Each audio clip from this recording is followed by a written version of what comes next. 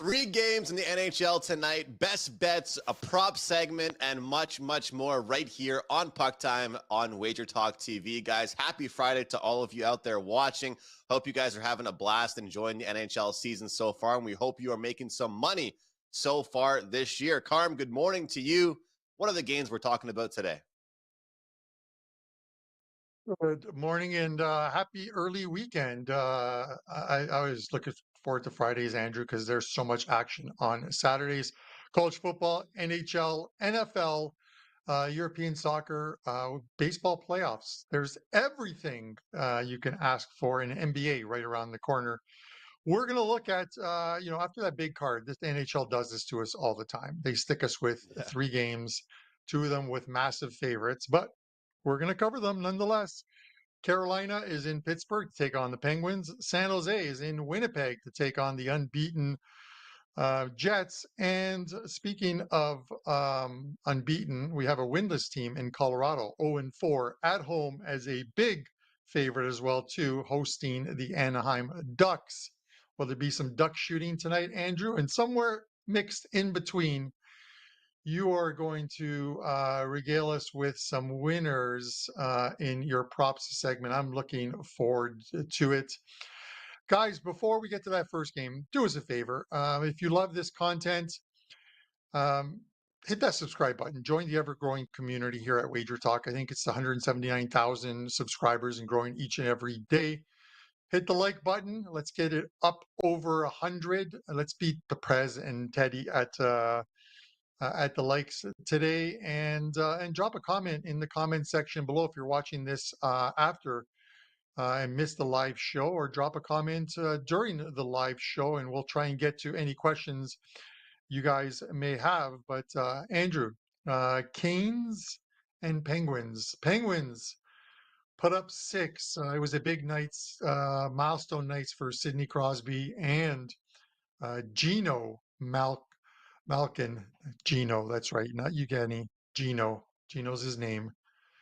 He wants to be Italian, and we're going to talk about Italian pizza in a few minutes. But when there's more of you guys in chat, tell me where you're going, Andrew, with this game. Carm, I think a lot of the people out there probably know kind of the direction I want to go in, and whether it's the money line on the Hurricanes or whether it's the team total for the Hurricanes, they're the team that I want my money on here. And a few different reasons why. Number one, this Hurricanes team hasn't had nearly as many games as the Pittsburgh Penguins. They lost their first game against Tampa Bay Lightning last Friday, and then they come back earlier this week, and it was a 5% play for me, and they get the job done over the New Jersey Devils. It doesn't really feel like they've had much of a season yet, Carm, but you look at the Pittsburgh Penguins, well, they've certainly had a season so far. They opened the season getting crushed against the Rangers, losing that one 6-0, bounce back, 6-3 win over Detroit. Then they give up 4 goals against the Maple Leafs.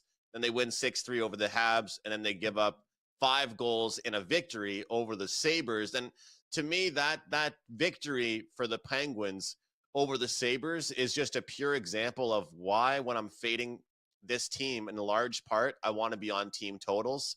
I just think that whether or not it's in victory or defeat, this team's defense cannot be trusted. I think their defensemen are always worried about jumping into the rush to help offensively, and that creates chances the other way. I talked about it on the show the other day. I do believe they're going to be a more penalized team this year, and I don't really trust their power or their penalty kill that much, so that will lead to goals. And again, Carolina looked sharp in their game against the Devils. They did not look happy after their loss to Tampa Bay, and this team played a real good 60-minute effort, winning that one 4-2. Of course, the fourth goal was an empty netter, but I think that Pittsburgh is going to do well against teams that have some youth. They're going to use their veteran experience and kind of grind teams out the same way that they beat the Habs. I don't think that, it was really goaltending that was the issue for the Habs that night. I think it was defense, that the Penguins just kind of caught them slipping and took advantage of every chance they had. And for me, Carolina is one of those teams that plays the game the right way. They won't get caught slipping. They're a very well-coached team, good leadership. They're a team that I want to back tonight. So when I look at this, Carmen, just I know we're at the point in the season where I'm not going to be mentioning every single game every team has played in all my breakdowns, but I felt like it was worthy of mentioning here because the Penguins have had a lot more action so far than this Hurricanes team. And again, that victory they put up 6 against the Sabres, but they still give up 5 on the other side of the ice. So whether you're playing the money line for the Hurricanes or you're playing the team total, we'll go ahead and lock in this Carolina team to get the job done on the road tonight. Are you on the same page as me? Is this Pittsburgh team going to be kind of a zigzag type of team throughout the year for a little while? Yeah, you know what I mean? Like defensively, they're not playing well right now. And I'm going to get to like first periods in a second, because at least early on, I think it's something. There's some good numbers that we can sort of focus on. But the game against the Sabres, it was the Sabres lost that game more than the Penguins won that game. The Sabres did what they needed to do. They got on Tristan Jarry. The guy is struggling right now. He's got a goals against average close to like 5.5 right now. Again, still early in the season, but he hasn't looked good. Bloomquist comes in and they had 3 breakaways on him and couldn't score either one of those. Those goals are so important to getting that 2-goal gap or that 3-goal gap. And then the Sabres allow a shorthanded goal. They shot themselves in the foot, took some penalties, and those penalties led to the game-winning goal in OT. Pittsburgh did what they needed to do, but were benefactors of the Sabres not playing well in that game. Now you got Carolina coming in, and you give Carolina those same type of opportunities. And not saying Pittsburgh's going to, but if you give Carolina those same kinds of opportunities, they're going to bury you. They're a very good team. The one thing about these two is, you look back to last year. I think the home team won all 3 games when these two faced off. I believe so. I'll have to check it, but the Canes are 145 right now. It seems like a big price to lay on the road, but I think uh, I know the Canes are the better team here, and I think that Blomqvist looks like he's going to be starting in goal tonight. Looks like it's going to be Freddie Anderson. Nothing confirmed as of yet, as of the morning skates. I've been watching the team reporters. Nothing as of yet, but it looks like it's going to be those two. I would take the Canes here early in the season, a couple of games under their belts. I think they're obviously the better team here. I wanted to talk about first periods really quickly, Andrew, before we get into the second game, which is the San Jose and Winnipeg game. And those first period overs, we see they continue to hit. They're not, most of them aren't overpriced. I haven't seen anything really higher than 150, 160. And that's the high end ones. The other ones are in that 120 to 130 range. There's been 68 games played thus far in North America. 2 games that were played obviously in Prague between the Sabres and New Jersey. Those two went 1-1 as far as first period overs go. But the 68 games that have been played thus far in North America, the first period overs have gone 44 and 24. That is, even when you factor in the juice, if you just blindly bet them, and I'm not saying blindly bet them, if you had blindly bet them, you're up money, you're up units on that. So you would have to be paying in excess of minus 180 juice on all 68 plays in order to have not made money, and they haven't been minus 180 juice. So it's something to keep an eye on heading into the weekend. I think these teams defensively are going to start to shore up. I think these teams goaltenders are going to start to get better. We talk about getting on streaks and jumping on streaks. You look at the Edmonton Oilers, they get a much needed win against Philadelphia, and they get the win yesterday in Nashville. But with that said, Andrew, we have another team later on that we're going to talk about streaks, and I've got a good one for you in that Anaheim and Colorado one. But um, have you been playing any of these first period overs? I've played a few. I have played a few this season, Carmen. A lot of times when I've been playing these, it's a team off getting embarrassed the game before, or a team off a shutout. I find that you can isolate these desperate teams, and especially if you have 2 desperate teams going head to head. Like I would love to play the first period over when 2 teams are playing each other when they both just got absolutely rocked, embarrassed, dominated, because the effort level is there. The will to score is there. And when we say that, obviously every team wants to score, but I think that the first period jump that they're going to have is going to be that much better because of the game they're coming off of. So everybody says like you don't want to be a Monday morning quarterback and just kind of base everything off the previous game. But I find that with first period totals, you can kind of do that a little bit. You can look at a team that had a really poor effort the night before and then expect them to kind of come out guns blazing. And Carm, you brought it to my attention. I think it was like 2 years ago. We used to joke around about the dreaded 4-1 lead. Remember, we used to talk about that in text, like the 4-1 leads, because that sucks if you have an over, right? And the game kind of starts to dry up a little bit. But the good news about the first periods, it's not drying up because the game is just starting. So whether it's 1-1 or 2-0, it's really easy to get some goals. But if it's like 3-1 going into the third period and you have an over 6 or over 6.5, depending on the team you have that has the lead, they might just go European soccer style, man, and park the bus. Some teams will do that. So that's why sometimes the first period overs can be a good bet, because you want to avoid the teams that are going to get that lead and just sit back and protect it. And I think that one of the teams we're going to talk about next actually probably would like to do that more often this season. And I think that's Winnipeg. Would you agree? They're a team with a good goalie, Carm. Sorry, continue on. I saw you taking a drink, so I was trying to fill some air for you. Thank you. No, you know what? You look at the Jets, and it's early in the season. I still expect some regression from this Jets team. They had a really good season last year where no one expected it. I think it's so early in the season. You're looking at it. Come on, like the Avalanche are at the bottom of the Western Conference standings at 0-4. Anaheim is somewhere like in between. You look at some of these teams, and they're going to get going. It is not hoping that teams that finished in ninth, 10th, or 11th that have started off bad, you're like they're going to get better, because you don't know whether they're going to get better. Case in point, the Red Wings need to find some semblance of defense, because they're not doing it right now. But it's the teams that are normally in the top 4 to top 6 that you expect, if they're off to slow starts, you expect them to put it together, and it affords you an opportunity to make some money if you can get on them, or you get on them as they're starting their streak.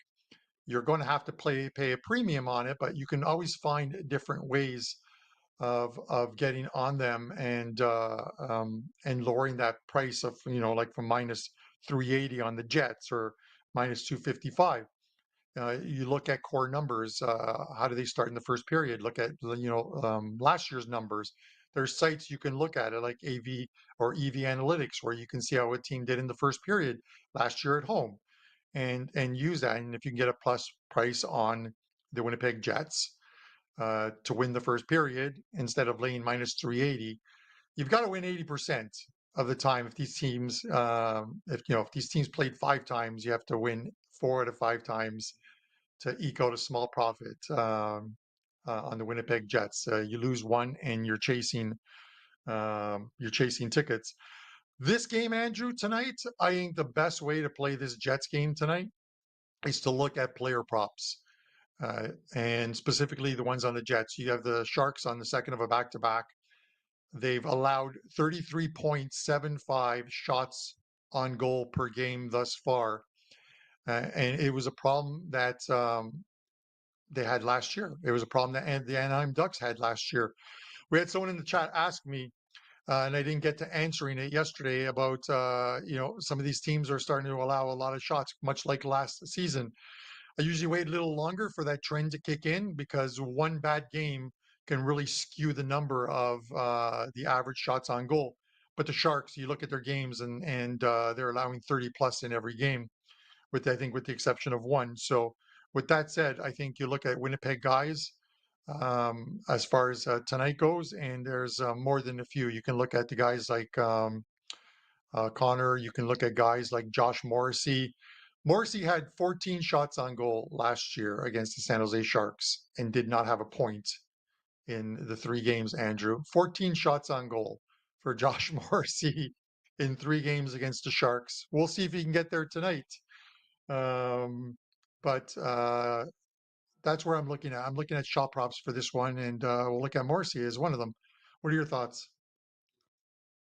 Yeah, I love the defenseman props.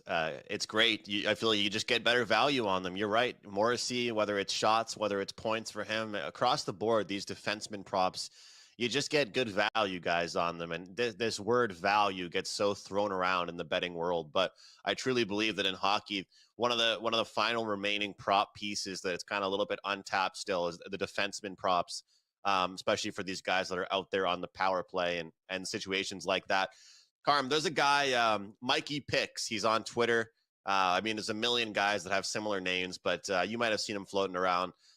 He always used to call Fridays Freaky Friday in the NHL. And a lot of times on Fridays, talk to him on Twitter about this because we used to always say that the craziest stuff would happen on Fridays in the NHL. It's kind of like getaway day in MLB because everybody knows what's the big day that everybody wants to be playing in the NHL.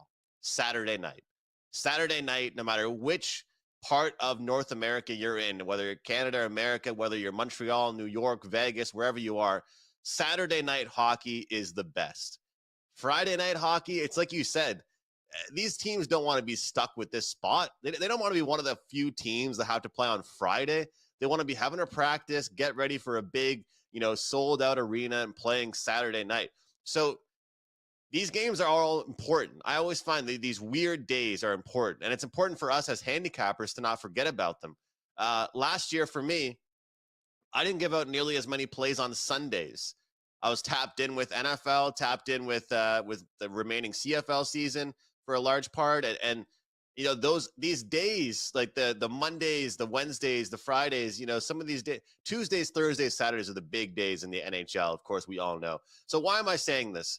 Well, last week on Friday, Winnipeg played another team that's probably going to be one of the worst teams in the league again this year, and that's Chicago. And they only won 2-1, and that one went to overtime. Regulation bettors, they were pissed. Puck line bettors, they were pissed. Team total bettors, those guys were pissed. 2-1 win for the Winnipeg Jets. They come away with the win, and everybody that probably bet on them, unless the guys laid like minus 300, lost. So why am I saying this? I think this is going to be one of those spots that Winnipeg is focused, that Winnipeg is locked in. And I don't, I'm coming on here and giving out a -1.5 play on a team that's expected to win. I understand that. But I like the first period minus the hook. I like the -1.5 here. And I also, just to go back to you here, Carm, I keep talking about the start of the season because it is interesting right now. I wish I had like a huge chart in front of me, but there's some teams that have played so many games already, and some teams like Winnipeg that have only played a few. They open their season, they dominate Edmonton, and then they play the Blackhawks, and then they win by 1 goal against the Wild. This team has only had a few games, Carm. I think they're going to be focused tonight in this one against San Jose. They're getting San Jose in a back-to-back. I like this one quite a bit. The only one at the end of the day, Andrew, the only ones that care about whether a team wins by multiple goals, scores a lot, goes over in the first period are us, the betters. Yeah. The team just want to put W's in the win column. The coaches will normally address any problems within a game after the game, but they don't care. They just want the W. They don't care how it gets there. What I mean? Like quickly, like Prez, I had the Edmonton Oilers. I think the last game of their homestand against the Philadelphia Flyers, and I had them on the puck line -1.5 plus 105 or 110. Prez calls me on his way to hockey, and he's asking me what play I have. So I told him. He goes, okay, I'm on regulation. The Oilers in regulation, so one of us is going to win. That's great. And I'm like, if the game goes to overtime, neither of us wins. Well, that game went to overtime, of course. I wish I could have posted tweeted out, but it would be going against my own play. This game's going overtime. Prez predicted it. There's no way either one of us can lose, and then the game goes to overtime and we both lose. So yes, there's always a way to lose, but the Edmonton Oilers got the win, and they don't care that the Prez and I went 0-1 on the game. Guys, settle a dispute for me. This is Andrew and I almost, and Dan, our producer, we almost came to blows in the production room prior to this show. Does pineapple belong on a pizza? I am a firm no. It does not belong on a pizza. These guys are ordering pineapple on their pizza. Like, what's next? Sliced apples? Like, okay, okay, maybe apples with a little fig jam and stuff. Dan is going to chime in on his mic and say, because Dan is a fantastic chef in his own right. But come on, guys. Pineapple on a pizza, yes or no? Let us know in the chat. I And will while say you for guys me, do that, Carm, Andrew, not every yeah, order. It's go not ahead. every order. I'm just okay with it. That's the thing. It's not like every order I'm doing it. It's just like I will every now and then, and it depends on the place I'm ordering from. But let me ask you this. Are you like harshly against it? Or you're just like, oh, I'm not really a fan. Like if there was no other pizza in the room and somebody offered you a slice, would you actually not have it? Or are you just kind of against Well, it? if I go to a restaurant, if I go somewhere and I order an appetizer and then I order a pizza and I get like, whatever, like a New York style pizza or whatever, pepperoni, mushrooms, green peppers, what have you. I don't order pineapple on it. Pineapple is something that you have for dessert. When dessert comes, I don't ask him to bring me a bowl of pepperoni. No, I don't. I ask him to bring me some sliced fruit. So no, it does not belong on a pizza. I stand firm on that. I'm telling you, go to Italy and try and order pineapple on a pizza in Rome or in Naples, and you may not come back to North America. You are going to be like they do in Vegas when we talk about 86 and someone. You're going to be driven 8 miles out and buried 6 feet deep. Do not put pineapple on a pizza. All With right. that said, All right. Andrew, how about some props? Give us some props. Give us a couple of winners tonight. I see you got two plays. Where are we going with this Andrews props, which have been absolutely money makers this season, unlike pineapple on pizza? Yeah, Carm, coming off a 3-0 night with the props I gave out for the Thursday night slate. So exciting. The prop playbook has been on fire. And guys, we're going to try and do these most days here on Puck Time throughout the week. So make sure you're tuning in or follow me on Twitter at McGinnis Picks to get all of my prop bets as well that I tweet out. And guys, that promo code is still available for today and the rest of the weekend. Save 50, save 50. Take $50 off a 30-day NHL package. Save 50. We are off a losing night last night. The right reads, but the team totals didn't get there. We got a little greedy, I guess, with the team total plus prices, and the team won, but didn't get to 4 goals for us. We'll bounce back tonight, but still plus 15 units on the season. 2 player props for today. Laying some chalk with this one, Carm, but Nathan MacKinnon to score a goal tonight. Look, this Colorado Avalanche team is a disaster right now. It's a disaster. They've got so many injuries, you can't even keep up with it. You know, between Lehkonen, between Landeskog still being out, between Drouin still being out, so many guys going down. Miles Wood got injured the last game. This is going to be like 3 guys having to carry a team for the next month. And right now they're winless. And now they're playing host to the Anaheim Ducks. They need this win. They need a big win. And I think this is an opportunity for the top line to feast on a team that's a little bit poor defensively, that takes a lot of penalties. I don't necessarily like laying a price like minus 135 with goal scores. You see this number for guys like MacKinnon, for McDavid, Matthews, but every now and then, if you pick your spots, you can make some money with it. I think Nate will score tonight, minus 135. We'll go with MacKinnon from the Avalanche to get on the scoreboard. And today on Puck Time, Carm mentioned that the Winnipeg game could be a great one for prop bets. And I couldn't agree more. And I can't believe I'm getting Cole Perfetti, second line left winger from the Winnipeg Jets, plus 140 to record a point. San Jose, second half of a back-to-back. Winnipeg's off to a good start so far, albeit they haven't scored a ton of goals. They're still kind of winning these games. And if there's ever going to be a game for them to have an offensive outbreak, this is the game. So plus 140 for a second line player against San Jose, second half of a back-to-back. I like that one quite a bit. Carm, 3 games on tap tonight. I decided to stick with just 2 picks. Let's try and keep this thing going. I like it, Andrew. 3-0 yesterday on yesterday's show with your prop plays. I absolutely love this segment. I can't believe I came up with that idea, Andrew. I'm taking full credit for coming up with this idea for you because you just weren't sharing them. You need to share. Sharing is caring, as they say. But I like the McKinnon one, and I like Cole Perfetti, not to be confused with confetti, another Italian thing. Andrew, do you know, you're so young, you're not going to know this, but some of the old Italian guys who might be watching this, back in the day when people got married, as the bride and groom came out of the church, Italians, they have the little confetti that they have at their weddings, the little white confettis, hard candy. We used to pelt the bride and groom with them, not rice, not little paper confetti, hard candy. You would just whip them. And we were young. We were kids. We are like 12, 13, 14, 15, whatever. We're just trying to pelt the groom as much as we could with this hard candy.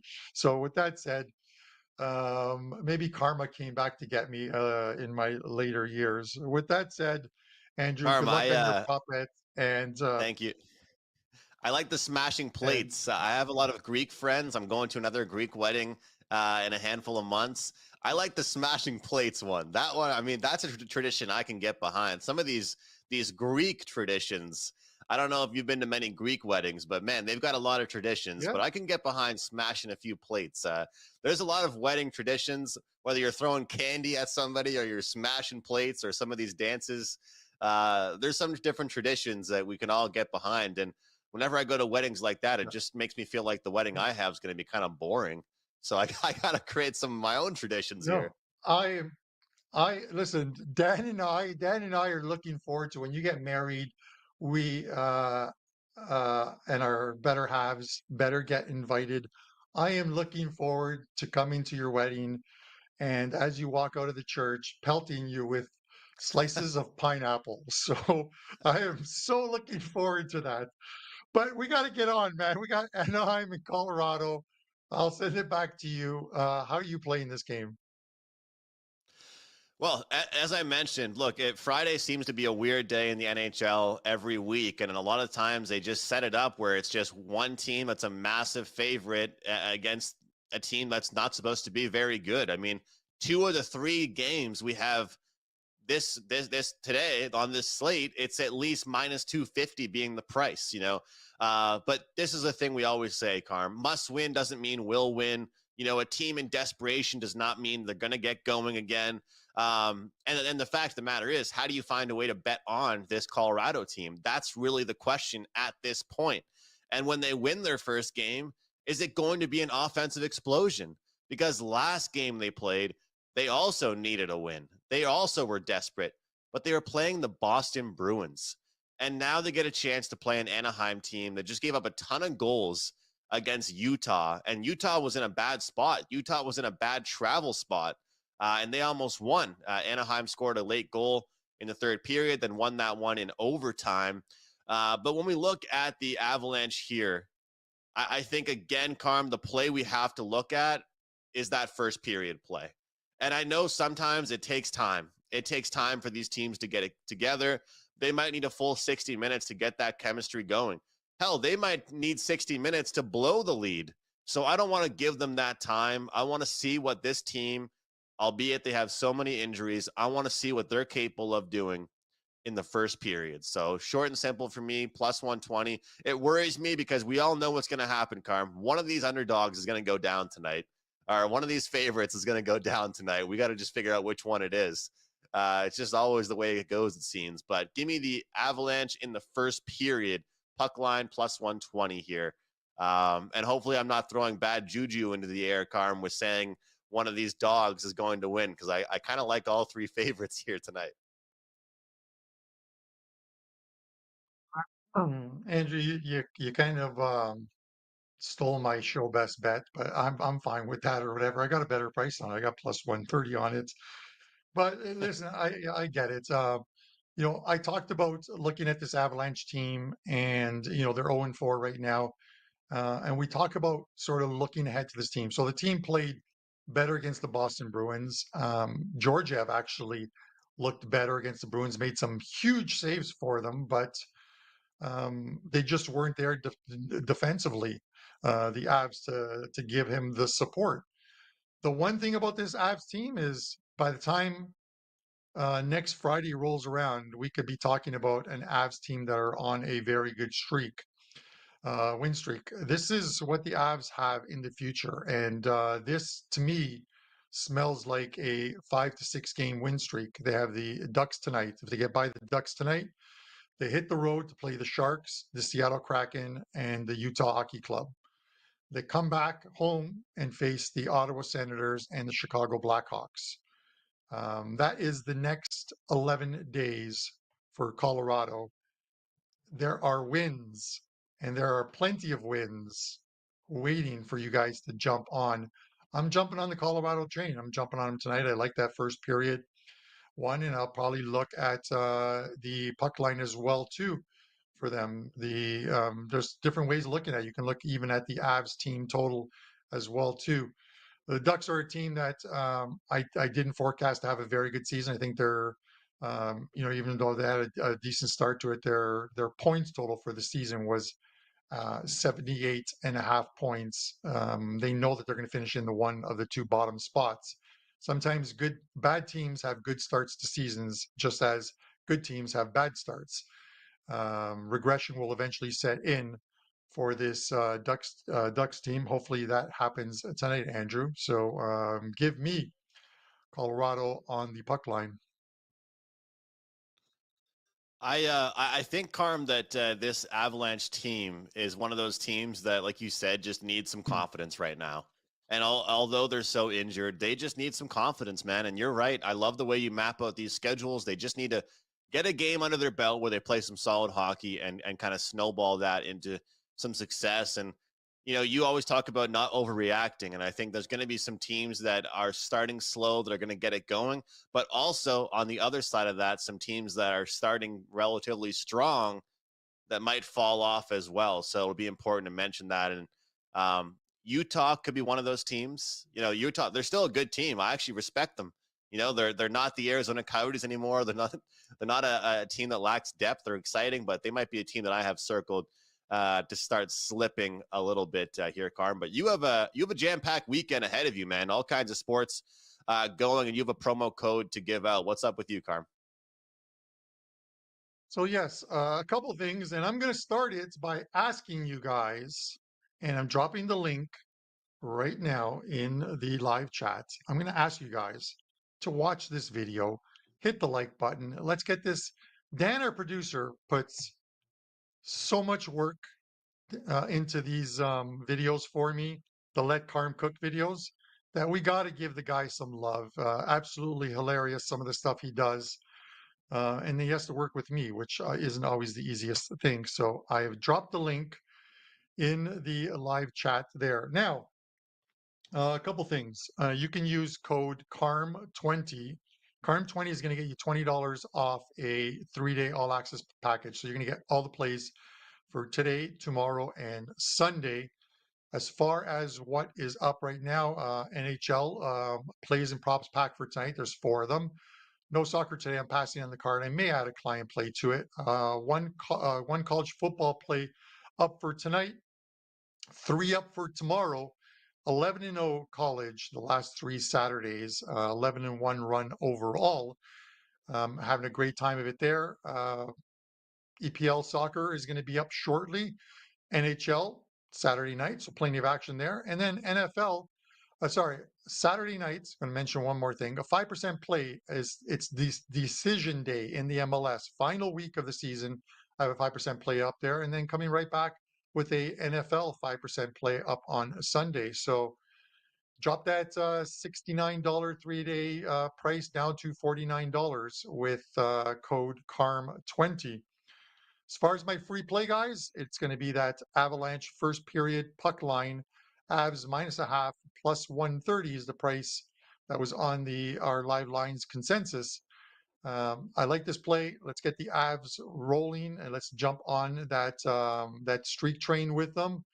And I hope you guys have a great weekend. Give that video a watch, 5 plays, and let Carm cook. We're going to try and cook up some winners instead of burning down the kitchen. Andrew, give us a show best bet. Let us know what you have up at WagerTalk, and let's send us into the weekend. Yeah, Carm, congrats on that college run, man. Holy crap. Great stuff there. 11-0 college football run, guys, for Carmine. Make sure you check out his plays over at WagerTalk. For me, we're up 15 units in the NHL so far. A big play going tonight, so you can get that best bet over at WagerTalk. Like I said, these small slates in the NHL, guys, people are sleeping on them. You can make money, and I got a big play going tonight in the NHL, so don't miss out on that over at WagerTalk. My free play is going to be the Carolina Hurricanes on the money line. If you want to dip your toes in the water with the team total, you can do that as well. But I feel like this Hurricanes team matches up very well against the Pittsburgh Penguins. They're going to get on a little bit of a win streak. They dropped their first game. They win their second game against the Devils, and they're going to win tonight against the Pittsburgh Penguins. That promo code, guys, save $50 off a 30-day NHL package. If you want to join me, lots of you have. Today is a good day to do it with some great plays going today and tomorrow in the NHL. All right, guys, we always appreciate you guys commenting live or after the show. Really appreciate you. Hit the like button on this video, subscribe, and keep your eyes open for the YouTube video I do tomorrow, every game on the board with Saturday. All right, thanks a lot, guys. We'll see you on Monday. Take care.